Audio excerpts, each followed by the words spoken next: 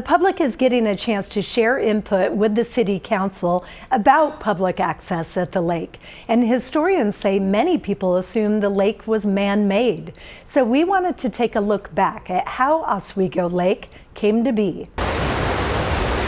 Before there was Oswego Lake, there was the Tualatin River.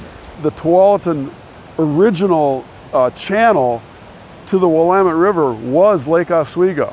Tualatin River keepers say the river ran right through the area of the lake pre-Ice Age, and now the river water is back on demand. This dam was built in 1872 solely to back water up to the head gate at the canal so that water would flow into Lake Oswego from the Tualatin River. Once again, after thousands of years, it's happening again. According to the Oregon Historical Society, the area around Oswego Lake is one of the oldest inhabited areas in the Willamette Valley. The lake itself was kind of in between different bands.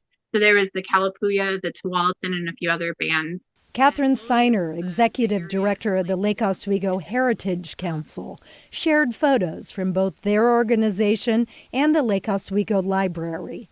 She said there's been a lot of change at the lake, once called Waluga.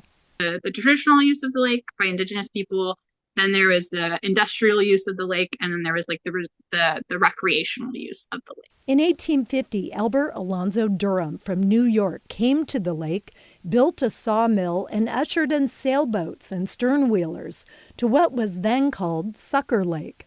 We want to build up this industrial town. We want to focus on iron and really turn this area into like an iron industry powerhouse, transporting goods and people and towing logs and all of these things that we would never imagine the use of the lake today.